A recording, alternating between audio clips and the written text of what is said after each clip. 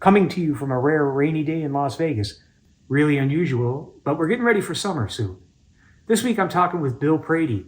You may have heard of a little show he did called The Big Bang Theory, and some other guys he worked with called The Muppets. But he's a really, really good friend and a really interesting guy. He recently took up playing saxophone, and we talk a lot about how we listen to music nowadays as to how we used to listen to music. I hope you'll enjoy this talk with Bill Prady. And please, if you get a chance, subscribe to us on your favorite podcast platform and follow us on Facebook and Instagram. We're trying to get the word out on this damn podcast. So settle in and enjoy this episode with Bill Prady. And here we are with Bill Prady, master of all television. That's on my business cards. Oh, good. Man, it's great to see you, and thank you so much for coming on.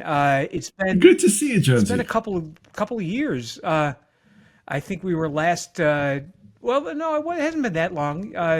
Maybe something for when we were in physically the same place.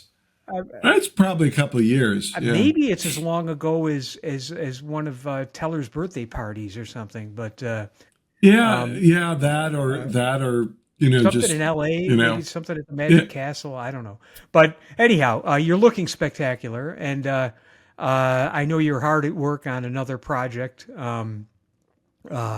Because, as they say, you're a master of all television, and but so what we're talking, what we're talking about is music, because I fancy myself a musician, and you are a musician as well, and just not a long time ago, you decided to take up the saxophone and hoping to double your income, I assume.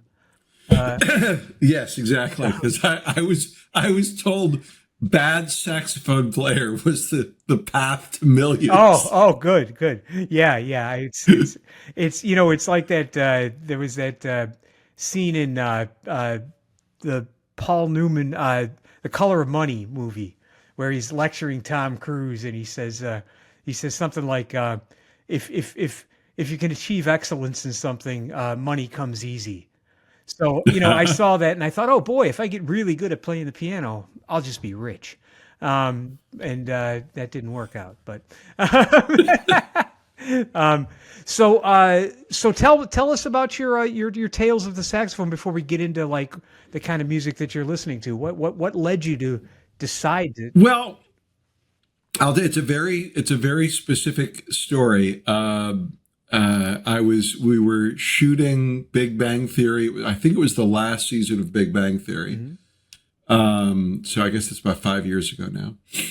And standing on the stage and between takes, and somehow we got into a group of guys standing there, got into a very profound discussion about regrets and, what things we wish we'd done in our life. And it came to me and I said, I regret not learning to play jazz saxophone. Uh-huh. Sure. that one of the things I always imagined was learning enough sax that I could sit in for a number. Right. And so 5 years ago, I would have been about 59 or 60, 59, I guess. Mm-hmm. Yeah, I'm going to say it's 6 years ago. I was 58. And so I say that out loud.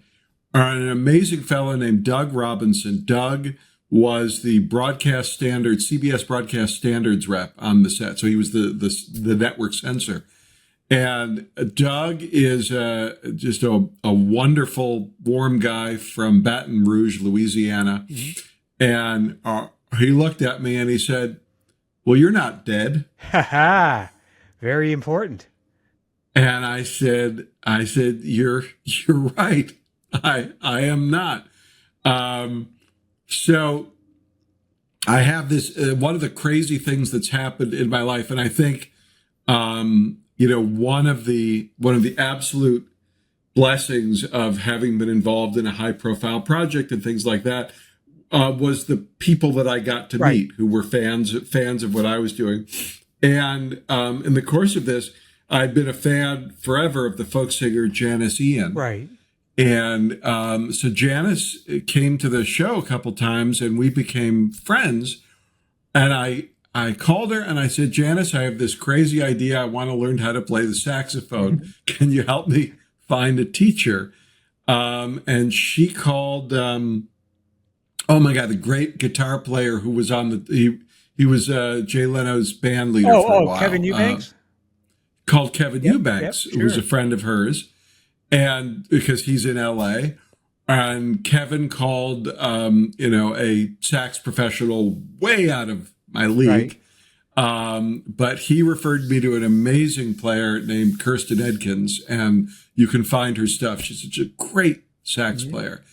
And I said, all right, are you up for an adventure? Because I said, the last musical instrument that I ever played was the violin in second grade. And much the same. Much the same. Yeah. It was second grade or third grade, and we all got an instrument in elementary school. I got the recorder. The recorder was pretty popular. I was a terrible violin player, and there were just two of us, and the other kid was like a prodigy. And I remember we had a recital, and I can still remember this. So this is how traumatic this was, because it's like, all right, maybe it's third grade. So how old are you in third grade? Like 10 years old. And for some reason, the cruel violin teacher made me go first, and I played Glowworm. Right. But, sure. Yep. Yeah. Right. Still with masking tape on the fingerboard so that I could find the notes. And the other kid played Hatikva, the Israeli national anthem.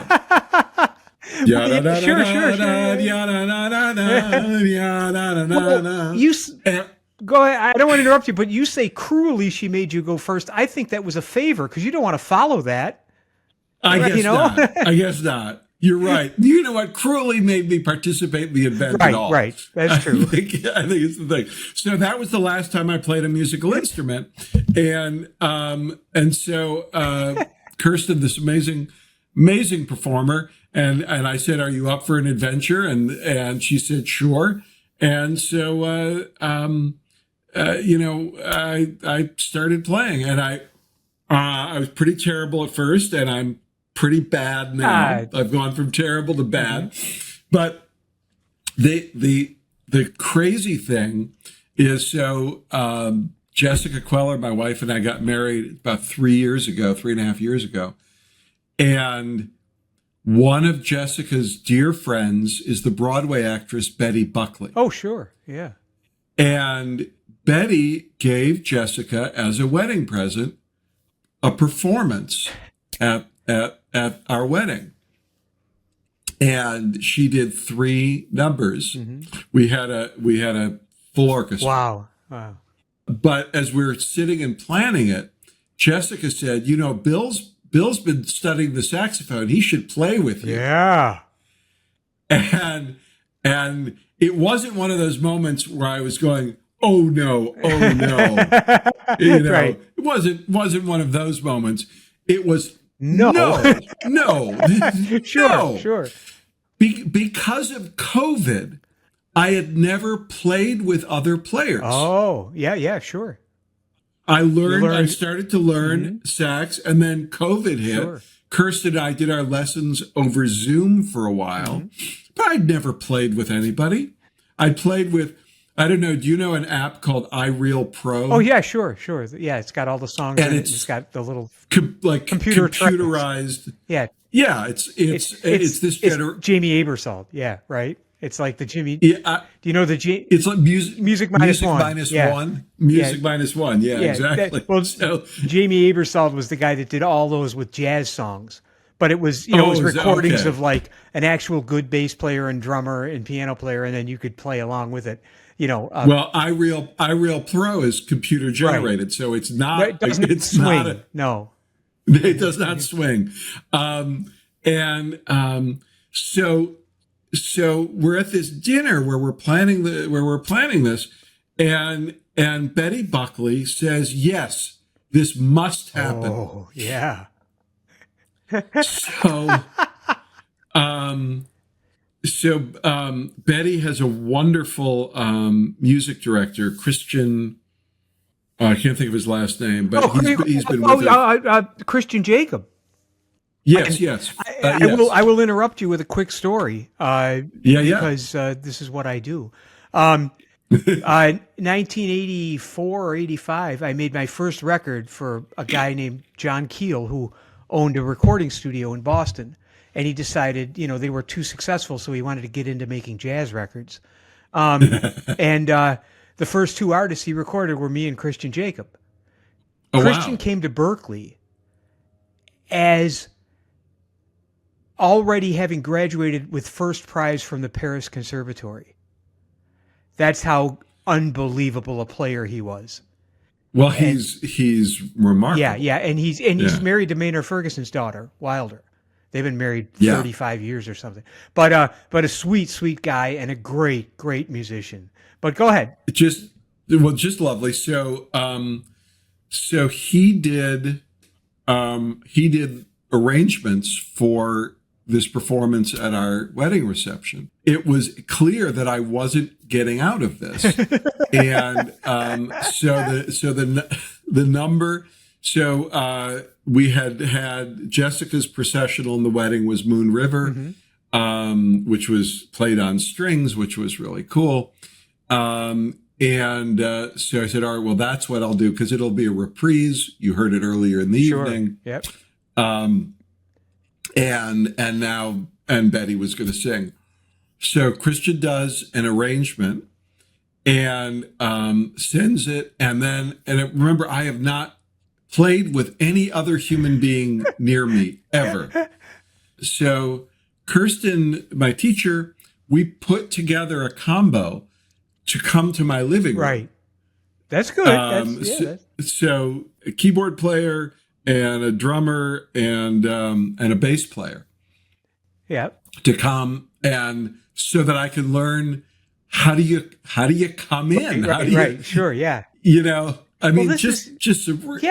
is important stuff that if you've never done it before, you're going to just freeze. No idea. So we rehearsed about 3 dates. And I said, all right, well, I'm as good as I'm going to get at doing this. And our wedding, so on the rundown of things that are happening at the wedding, on the day of the wedding, to 2:00, bill to music rehearsal. And that was the only thing I was nervous about. Right. Well, I was just going to say, knowing the situation, it's like you're getting married. It's a huge day. And the only thing you're worried about is, am I going to fuck up the song? Right. That's right. It's like, yeah, I do.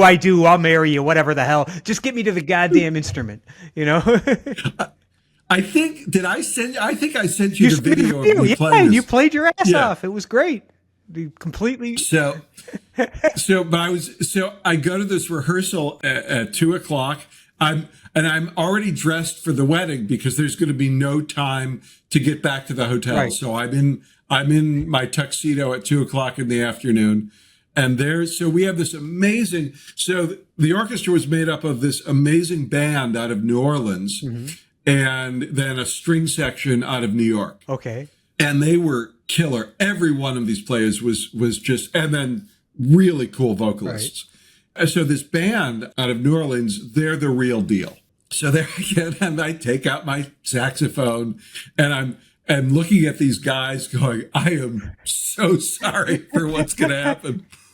And I've got a solo in the piece, which I've really worked out. I've got it. I've got notes all over the notes all over the place. This is. I'm not really finding this solo in the moment. Right. I've figured out what this is going to be. I played through it a couple of times. I think we did it 2 or 3 times, and Christian was the music director and Betty, and they both said, "You got it. Right. It's good." And here's what a novice I am. Where do I put the horn so that it's ready to pick up and play later today? Well, how do I do it? And I turn to the sax player in the band and I say, how do I do this? And he says, I'll show you. He says, you put your horn here and you're going to take a paper towel with just the tiniest bit of water on it. You're going to put it up against the reed and then put the cap back on, and it'll stay. You'll be good for about 4 or 5 hours that way. Right. You'll be able to pick it up and play. Nice. Yeah. And it worked. And he also said I think it was the E flat that you're hitting. Here's an alternate fingering you can get to better. He said it's a little sharp, but you're going past the note so fast you won't hear it. So, but that's dangerous. You don't want to, if you're comfortable playing it one way, you don't want to throw, something, but you obviously got through it. And I got it. I thought it helped. And so I did it. But so then we do the whole wedding, and in the back of my mind, I'm going, but this is coming up. Right. Yeah. And then it happened. So the first time that I ever played the sax in public was in front of 180 of my closest friends. Right. No pressure. No pressure. No, that's what I said. The wedding's easy. Oh yeah, I do. Whatever. Exactly. Just get the gig going. If you watch it, I missed my entrance, and Christian very, very politely goes around 4 bars and lets me back in. That's okay. And because I was so panicked about the first note. Well, yeah, and I mean that's what you said. Well, I mean that's the great thing about having people come over to your house and go through it, but although even again that's a much different situation pressure wise, and you're now playing with a full orchestra, and it's still a different vibe. But it was a different vibe. But see, 58 years old, whatever, you just decide I'm going to do this.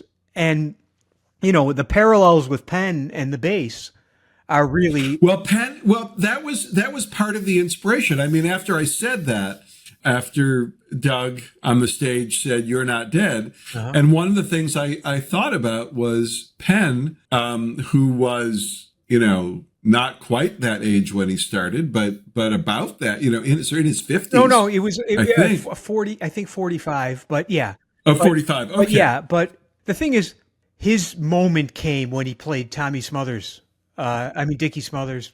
bass for a bit. He had played rock and roll bass, punk stuff. So he was familiar with what the 4 notes were. But to pick up an instrument like an acoustic bass, or to pick up the saxophone, anything that's, I hate to say it, but as Bach said, the piano's easy. All the notes are already laid out for you. You know what I mean? Right. You just press them down and they play themselves. Playing an instrument that's physically, you have to make the sound is a huge thing. Especially to come into it that late in life. And I'm assuming you're still playing. I am still playing. I can't write. I've got a pinched nerve in my neck, so I'm off a little bit. All right. Okay. This is very exciting. For those of you listening on radio, there was a long pause while we changed headphones here. It's true. The kind of technical ability that we have. Anyway, that was the story of how I played in public for the first time. And it's an auspicious debut, if I do say so myself. All the musicians that were with you on the gig were probably all pleasantly surprised that you didn't fuck it up, because. That was actually, I stayed in touch with the sax player and the trombone player. The sax player offered to give me a couple of lessons over Zoom, and I never took him up on that, but I still might. Oh, good. Yeah. No, that's the thing. It's oftentimes, I haven't played a wedding in 40 years, mercifully, but I did. I mean, we joke about my when I was in, the 8th grade, I had a science teacher named Tom Wachala, and we graduated from 8th grade to go to high school in Buffalo, 9th through 12th grade. And that summer, after I got out of school, he called me. My teacher called me, and I said, well, what do you want? I don't go to school anymore there, thinking to myself. And he said, we have a band, and we want you to play keyboards in our band. Oh, wow. Now, I'm 13 years old. That's incredible. And these are 30-year-old guys. And they have a wedding band of GB, we call it, whatever, a band called Common Direction, which is still such a fine name for a band. Yes. And their piano player left town or got hurt or something. And so all of a sudden, I'm playing 2 wedding gigs a weekend at 13 years old in my ruffled tux shirt and my tux jacket. That's insane. And I, during that time, maybe 20% of the time when we would be playing a wedding, someone had someone in the wedding that they wanted to sit in with the band. And it was so painful. My sister's cousin Dorothy wants to sing, Promise Me. Yeah. If by Brady, and we would just, it would be cringeworthy every time. So, I mean, here you are singing with Betty Buckley, playing with Betty Buckley with a world-class orchestra.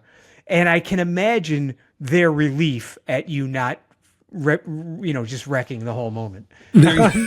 You've got that to live with. I mean, you got that to fall back on. I've looked at it. I actually play a little better now because I've been, than I did then. I look at it, I go, I did not embarrass myself. So that's all that matters. Yeah. That's the standard. Well, that's what, and amazingly, when Penn first started playing, when he hired me, I said, what do you need jazz and a magic show for? And he said, well, I want to play with you every night. And he'd been playing for a year. And I said, you're going to get up in front of 1,500 people a night and play? And he very quickly said, I'm not going to get any better if I don't play. Yeah. And that's their attitude about everything. I mean, that's their attitude about learning a trick, learning the mechanics of a trick. They will just beat it into them till they can do it. And then you talk about the pandemic, you learning, that was when Penn had the biggest jump in his abilities, because for the first time in all the time that I've worked with them, he had time to practice. Oh, sure. Because he never has time. I mean, he's doing a book tour now. He did a book tour in Brooklyn and Jersey. Then they played last night in Philadelphia and then flew back to see Dylan tonight. And then we go back to work tomorrow night. Oh, so is Penn going to be at the Hollywood Bowl today? Yeah, I guess so. Oh, yeah. So am I. Well, there you go. I wish I were. I'll text him. Yeah. So, but I mean, that's the life that he lives. He doesn't have an hour a day to woodshed, you know what I mean, to sit in a booth and practice until the pandemic. And all of a sudden, he's getting an hour and a half a day in, and he just jumped 10 levels of ability and poise and musicality, because he always had good time, but he just never had the time to really work on the finesse aspects of it. And that's that story. Yeah, it's important because it shows that you have a different relationship with music than 90% of the public. A shocking amount of people don't care anything about music. They don't care. It's a background thing. It's interesting. Technology has made it even more so. Right. I agree. We're from the generation where your relationship with music, I think sort of the primary relationship was the physical object, the vinyl record. Buying a record, yeah. And this was a big adventure, buying a record. And I think especially when I was a teenager, to go to the record store and that hour you'd spend at the record store, and it's, am I going to buy something else by somebody I love? Am I going to let somebody recommend something? Right. And then you get it home, and and you listened to it. You listened to it over and over. And I can remember, in my teenage bedroom that, you'd put it on the record player. You had the sleeve and usually the lyrics, the ritual of listening to it and looking at the sleeve you've done so many times that, by the fourth play, you're reading the copyright information on the sleeve, right? Yeah. You were, Yeah. printed in New Jersey. Yes. Yeah. I know, because you're saying, who's this guy Leonard Feather that wrote these exactly. Loves? You know what I mean? Exactly. But it was who, by the way, I tried to channel when I wrote. Thank you. Yeah. I was going for a very Leonard Feather sound. I think it was 1994. I was on a jazz cruise, and Leonard Feather was on the cruise. It was the cruise. I'm actually looking at the poster right now. It was a tribute to Steve Allen. So the entire Clark Terry and Jerry Mulligan and the entire cruise were all people that he had worked with or knew, or the hottest, Bobby Shue, and the trumpet section was Nicholas. I know it wasn't Nicholas Payton, but it was John Faddis and Clark Terry, John Faddis, Bobby Shue, maybe Chuck Findley. I don't know, but it was the heaviest of the heavy players.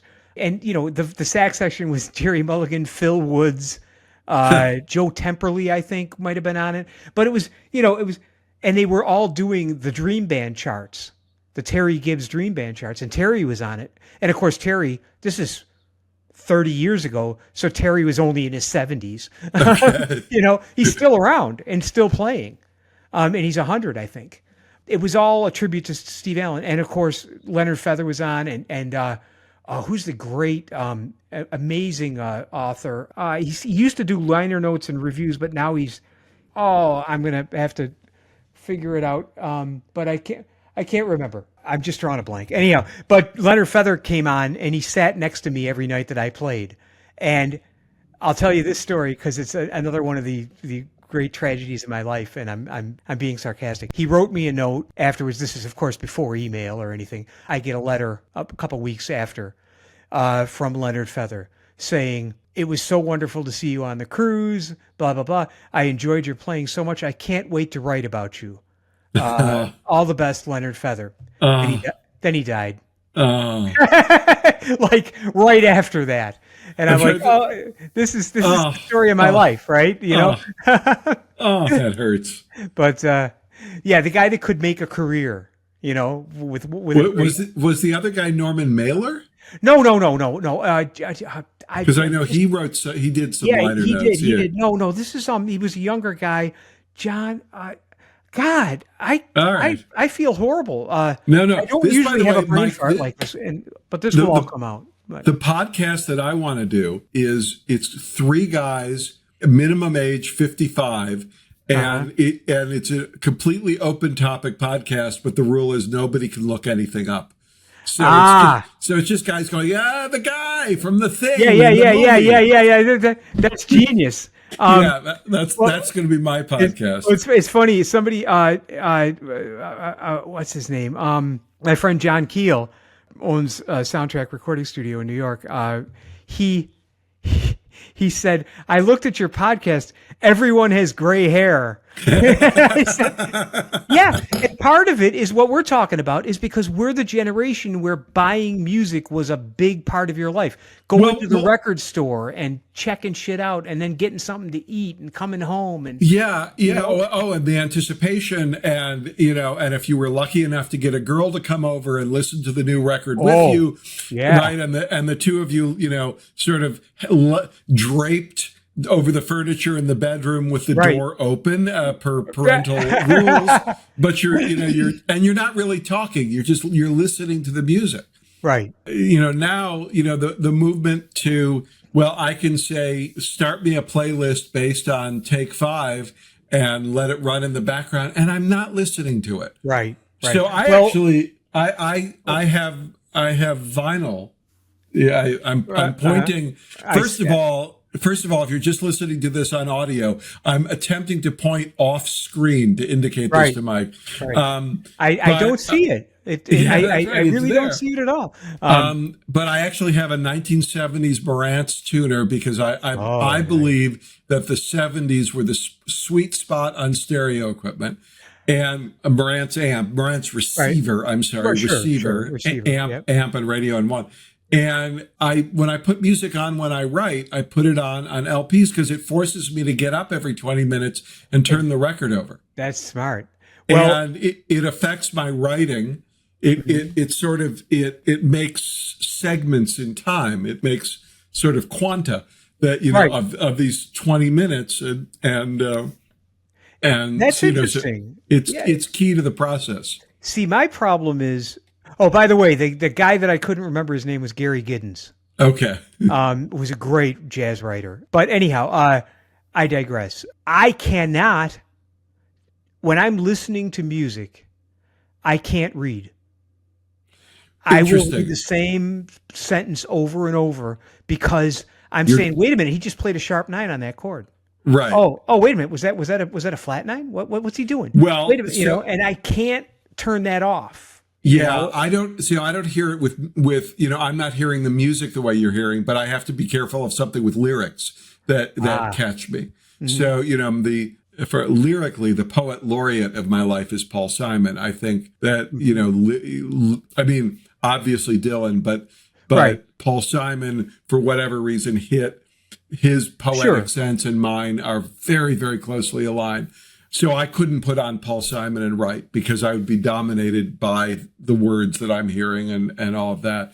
And also, and I will also put on music that is evocative of what I'm writing. So, a few years ago, I did a screenplay that was set in 1945, and I listened to music specifically of the era, and I would listen to vocal before I started writing, and then I would put on instrumental while I was writing to try to pull me into the era. Right.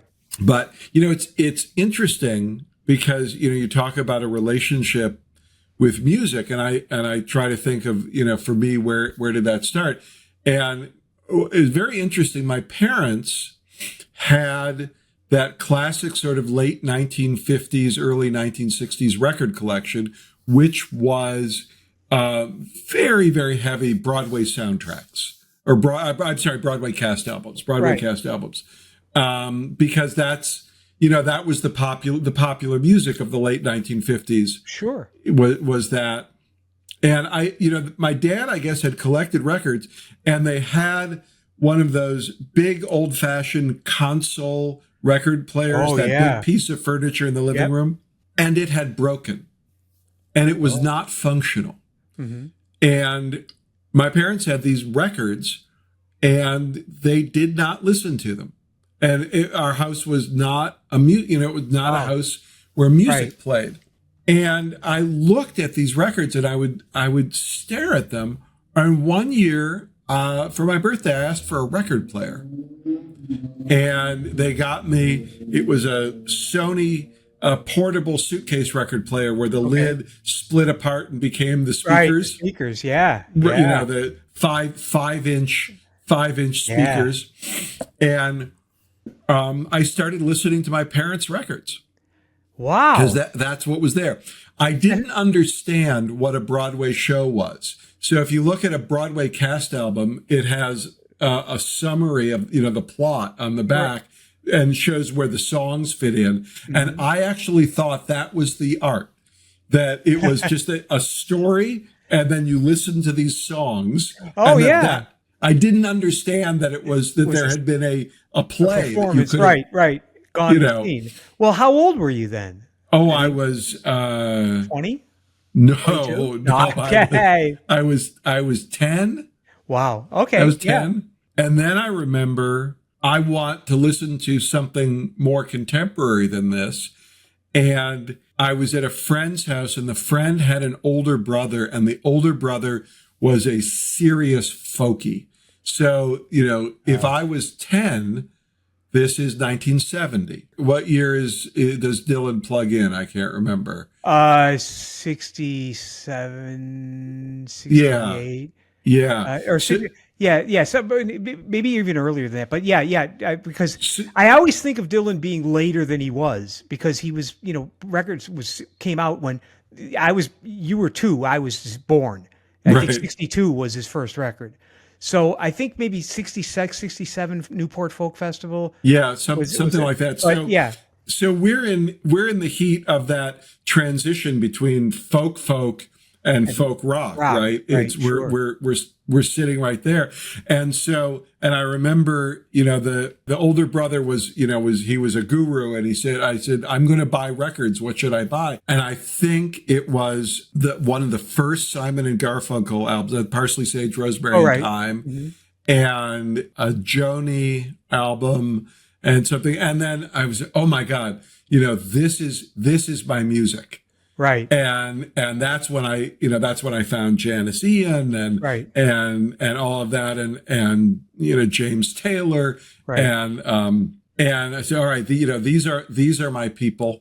And it was sort of that, until I got to New York. And so I got to New York in '89, sometime around there. I can't remember.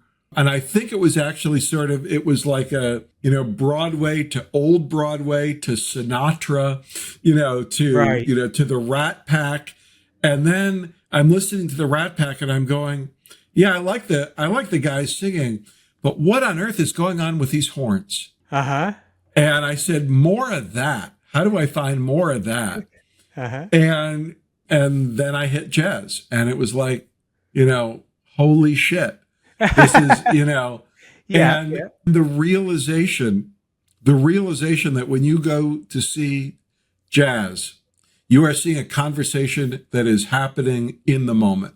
Right.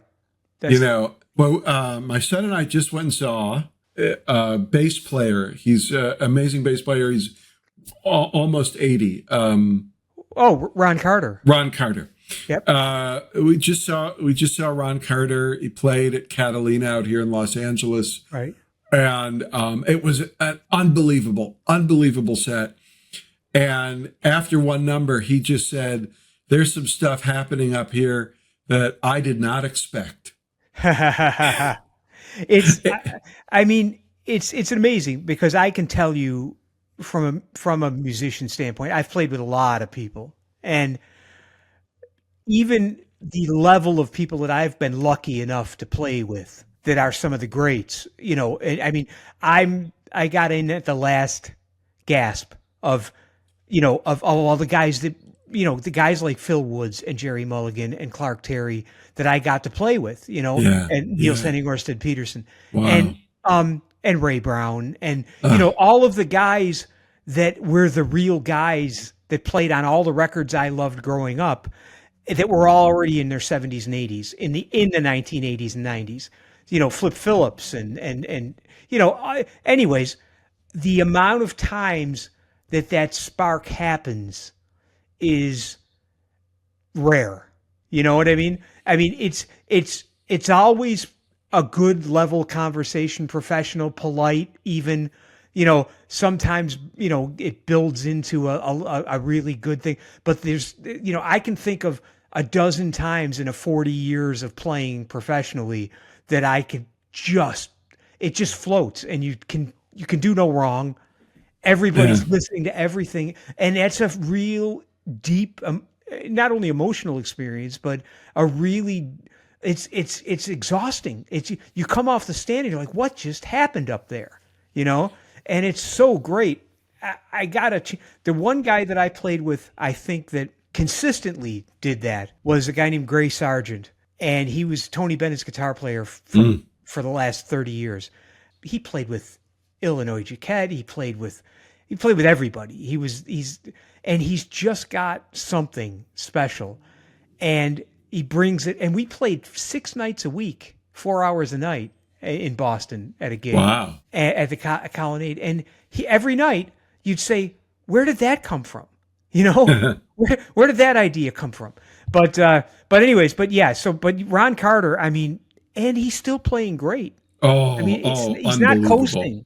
Unbelievable. So Wow. good. I work in comedy writers' rooms, which I think is a cousin of jazz because it's just riffing and building on Yep. the riffs. So to hear it happen with music is just glorious. And what's great is I have I have blessed or cursed my son with a love of music like this. So he's usually Yeah.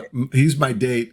He's my date to this, and we sit and appreciate this stuff, and it's just incredible. Oh man. Well, yeah, he's lucky that you shared this with him because, again, and I don't want to sound like a miserable old man, but it's missing from so many people's lives. You know what I mean? It's like if my older brother, who is I would call a real he's incredibly literate. He's a very bright guy. He's got a degree in library science and a degree in history, and he reads. I mean, he's a reader. And in college, when I sort of was coming into my own as a player and getting into the jazz world more so by going to Berkeley and all that stuff, he just bought himself Len Lyon's 101 Greatest Jazz Albums book, went out and bought every freaking record and listened to it and educated himself on jazz. As a guy who was listening before that to Leonard Skinner and the Allman Brothers and Electric Light Orchestra, all perfectly fine music, but we grew up with two-player pianos in my house, but he sort of took lessons till he was 12 or something, and he gave it up and he didn't care. And he now has an incredible collection of music, and I would trust his opinion on a good performance as well as I would my own. And he didn't do it until he was in his 20s. So, there's a lot of people that the way you got into playing the saxophone, I think if they're just exposed to it and I was doing a podcast a couple of years ago. There's a guy named Piff the Magic Dragon. Oh, sure. Big fan. And Piff is a dear, dear friend. And he just said to me one time, on his podcast, he said, "Well, Jonesy, what is jazz? What the fuck is it? I don't know anything about it." And I basically said, "Look, here's a song, and here's the chords, and here's the melody, and you're used to hearing this melody. Now jazz is making up a new melody with those chords." And that was the simplest way I could put it for him. And it was like a light bulb went off in his head. He had no idea that that's what was happening. I'll get it. Sorry about that. That's okay. The 1960s we're calling. Yes. Oh, there's a great record called Triple Treat on with Ray Brown and Monty Alexander and Herb Ellis. And it was done at like some club, maybe Catalina or someplace in LA. Uh-huh. And Ray counts off the first tune and he goes 1, 2, and the phone rings in the background behind the bar and he goes, "Answer that." Without missing the beat, and it's so hip. They left it in the recording. It's Triple Treat. It's really I have good. to listen to that. What's the recording? Triple Treat. Triple Treat. It's on Concord Records. I think it's out. There's 2 now, but and it's the song is lined with a groove. But Ray counts it off and he goes 1, 2, answer that, and it's so hip. But I love that. Yeah, but so anyways, I think that that your son is into it. It gives me hope for the future because I get people at the show that I don't expect. Because I mean, first of all, no one's coming to a magic show to see jazz, so it's been 24 years of my expectations being sort of tamped down as to how many people enjoy what we do. But I'm always surprised.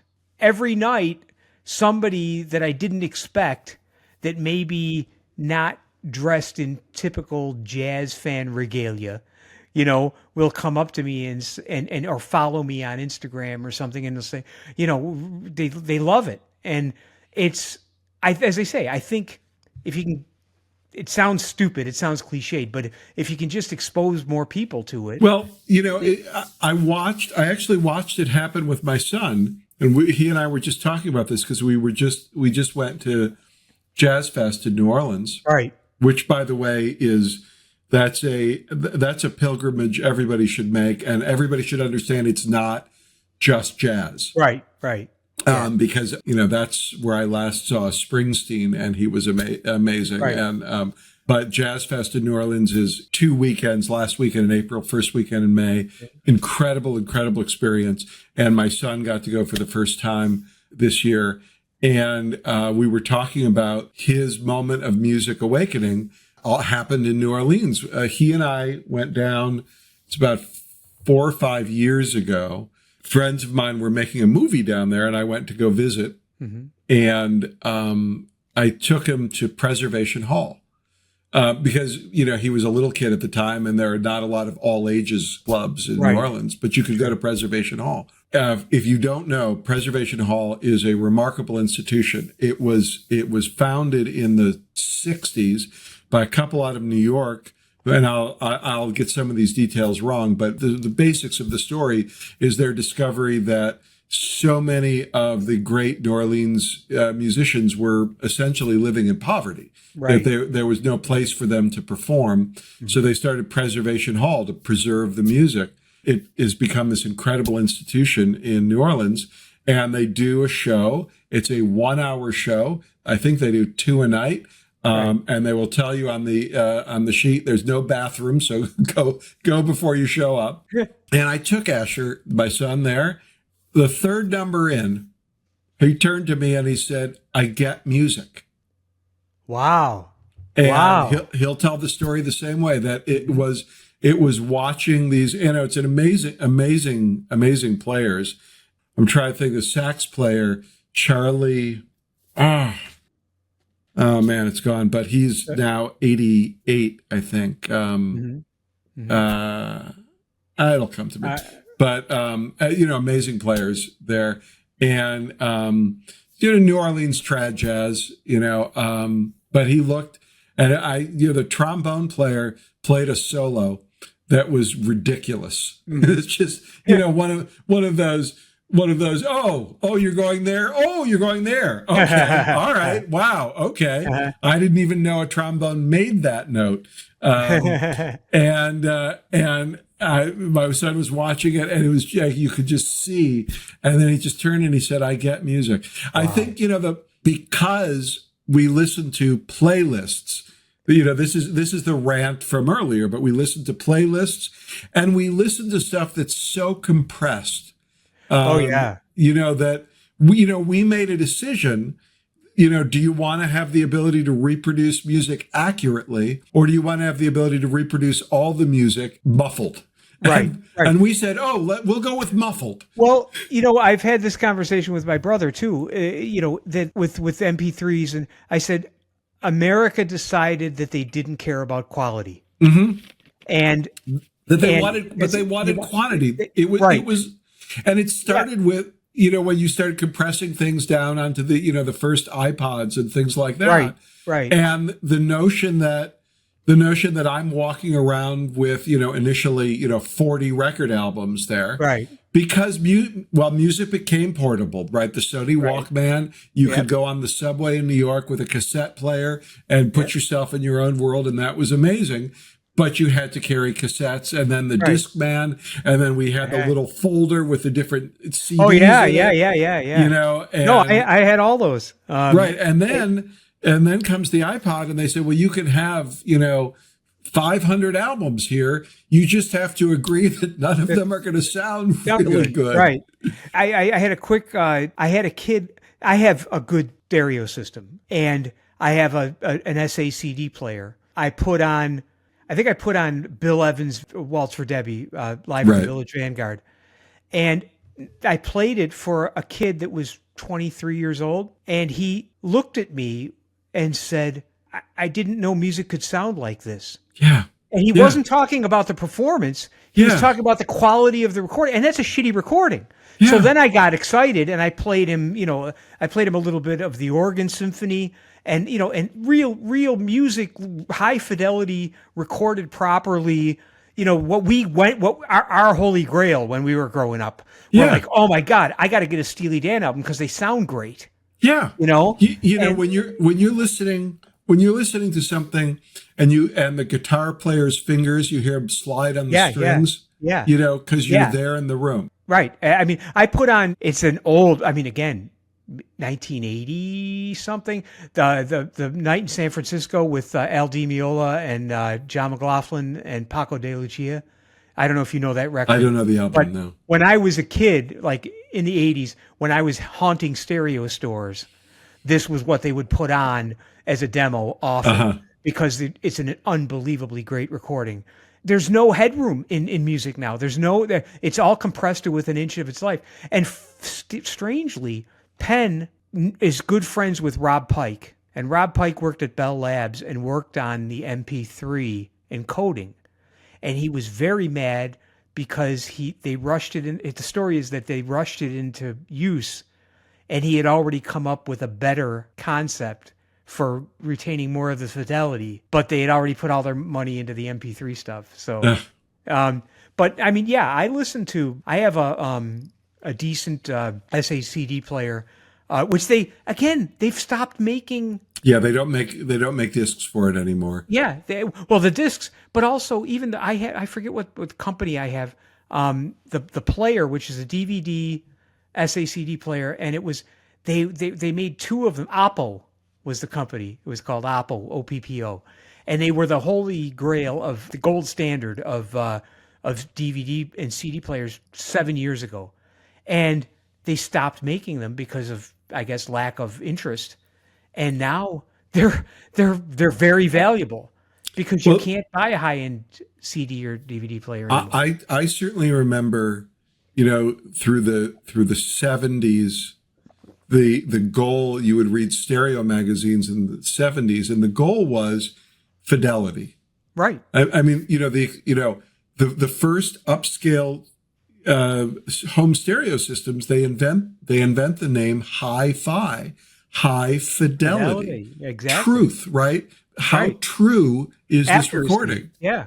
How close? And if you look at the back of especially old jazz albums, especially stuff that was recorded live in small clubs, the liner notes will often talk about the verisimilitude. Verisimilitude, yeah. That's right. They'll talk about the realism of the recording, and they'll talk about, you're hearing dishes clank and things like that. And, and you're in that little club in the village. Right. And we then made this other choice. And the sad thing is that you no longer immerse yourself in music as a primary activity. Music becomes a secondary activity. Right. I'm listening to music while. Wow, exactly. And I think it's a loss. I think it's a cultural loss. I think, the act of coming home with a record store, putting it on and doing nothing but listening to the record, was a way of stopping time. Right. And we don't stop time anymore. I work in the television business, and I had a meeting with a streamer, and they were talking about developing programs that were second screen compatible. And I said, what does that mean, second screen compatible? Oh, that's a show you can have on while you're also on your phone. Oh my gosh. Oh, Jesus. Yeah, I know. Well, and the phone is another long story for a different episode, but the fact that it's become ubiquitous, every street you walk down, you're bumping into people because they are on that screen, they're on that phone, they're looking at it. And also, what is the deal? Now I'm starting to sound like Seinfeld. What's the deal? What's the deal with the people talking on the phone like this in public? I mean, fucking put the phone up to your ear. It has an earpiece. You know what I mean? Nobody wants to hear your conversation, and it goes on. It's everywhere. It's restaurants. You can't go out to eat. Yes. And I mean, Jen and I go out to eat often, and you're in a restaurant. And again, I'm getting off on a tangent, but you're in a restaurant, and eating in a restaurant is not cheap anymore at any restaurant.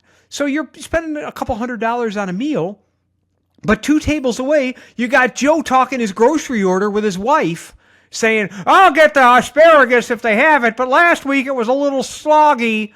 You're like, what the fuck? You used to go out to dinner and you got dressed and there was entertainment. And it was a thing, I mean, that whole idea of going out to dine when I was coming up playing at the Ritz-Carlton in the Copley Plaza, in these dining rooms, everyone was in a suit. And if you didn't have a jacket, they would give you a jacket to get in the room. And there was either some sort of entertainment, a piano player or a harpist or it was an event to go out and have a meal in public. Now it's they're in shorts and they're on their phones and it's taken away. And don't get me started about what people wear to see Broadway shows. So I bet. Well, what people wear to see Penn and Teller. You know what I mean? That's Las Vegas. Yeah, but Las Vegas, when I got here in '99, was still a dress up to go out. You said people still dressed in the evening. They didn't just they didn't come in their board shorts and flip flops. Which is what it is now. But when I first got here in '99, I went to a couple of shows and people you dressed up. But it's gone. I know. What the kids today? The kids today. But I'll tell you, you're right, though. I mean, sitting in a room and putting out a record that you've either looked forward to or was a new discovery, something you never heard before, that was magical, It was. And now it's gone. It's I heard that track. Plus, there's no more albums. I mean, it used to be you bought a record, you listened to both sides. Yes, you did. And maybe the third cut on the second side was the one that you happened to like the best. Now, it's just like, I'll just in my playlist, I'll have that track, and it's a shame because it's changed the whole consumption of music. But I'm not trying to complain about it. I mean, it's just different. But it's also different. and it's changed the economics of it. So right, my buddies, the Bare Naked Ladies, did our wonderful theme song for Big Bang Theory. Right. I've talked to them over the years, and they make money by touring because you don't make money by selling records anymore. Nope, exactly. And that's why Steely Dan was out on tour the last 10 years. Yeah. They didn't tour for 30 years because they made all their money on records. Yeah, but you don't anymore. You make you make a 100th of a cent a play on a streaming music service. I have 15 CDs out. I think something like that, 15 or 16 CDs out. And if you add up all of the royalties that I've gotten over the years for every single one of those releases, I could buy you 2 candy bars. You know what I mean? I couldn't buy lunch, Yeah. But that's jazz too, which is even more silly. But, it's just, in a way, that's kind of good because if you want to see an artist, there's a chance they'll be on tour now. Because Absolutely. For years, I saw Steely Dan. I've seen them a half a dozen times because when I was a huge fan in the 90s, there was no chance they were going on tour, Yeah. But it's like I said, everything changes. And Penn loves to say that paint me as this get off my lawn kind of guy. And I'm not at all. I'm totally down with everything that's happening. I just, he says I'm a bitter jazz musician. I've got one of the best gigs in the world. You know what I mean? I'm not touring and playing stadiums. But Jonesy, there's a way to look at this where you're not you're not the get off my lawn guy, which is to say, okay, you like music. It's like you come across people who've only eaten fast food, and you say, and they say, I've got favorites. I love this hamburger. I love this chicken. And you say, okay, let me take you to a good restaurant. Right. And experience it. I love root beer, and every now and then you find one of those little stores that has vintage sodas, and you can get like an authentic sarsaparilla and all of that. Sure. And you go, this is a better flavor. This is there's something going on here. Exactly. And you say, you know what, the music you're listening to is fine. It's absolutely fine. But let me let you hear somebody rock a Hammond B3, right? Yeah, with that unwieldy Leslie amp attached to it. Oh, to me, the Hammond is my favorite instrument to listen to. I love it. I'll be there and I'm listening to a sound, and what is it? It's a guy in a Hammond holding a second. For 4 bars, and it's just this.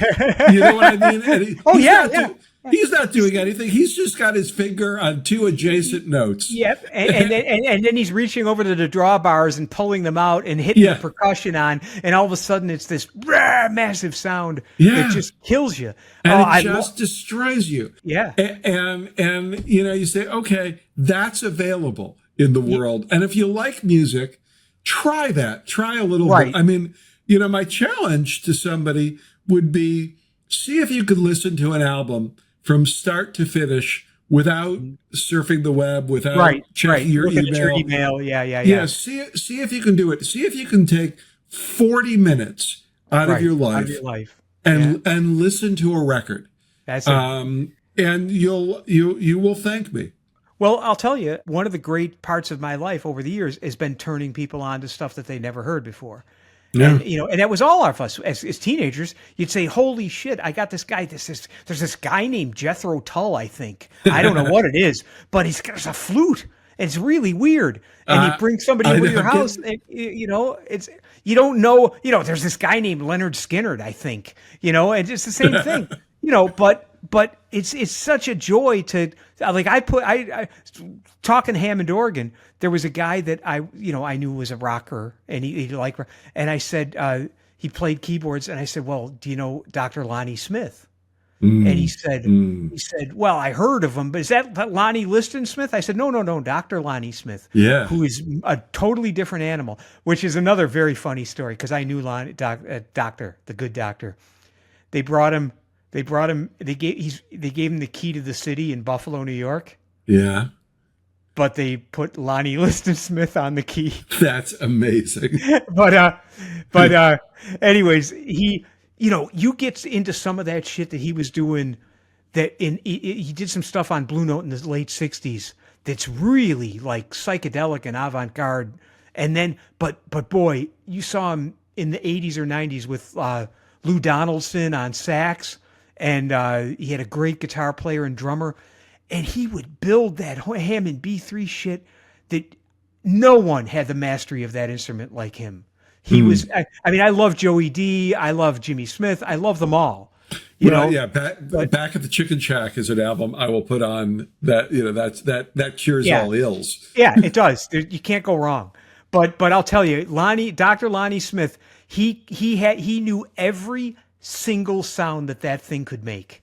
Yeah. And he would use it, and he would do like voodoo stuff with it where he's like bending a note and his hands up in the air like this, and and then all of a sudden he'd build it to the big climax with the percussion on full and all the drawbars out and just blow your head off, So but anyways, well, I'm gonna say that we're talking our ass off. We got a lot of stuff here, and I think I want to sort of knock it off because I think we can do it again if you want. Anytime you want to. I love talking about this stuff, and it's interesting because you gave me the wonderful opportunity to write liner notes for the album that you did. Well, it was our honor. it was one of my favorite jobs that I've had.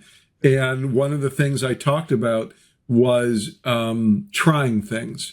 Right. And my thesis today, I think, would be try listening. But listening as an active verb, not just letting stuff happen passively, not letting music happen passively. There's amazing stuff. There's amazing stuff going on in music.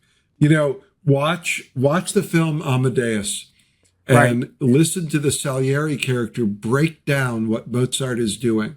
Because there are a couple of times in that film or in the play where he explains to you what's happening in this music.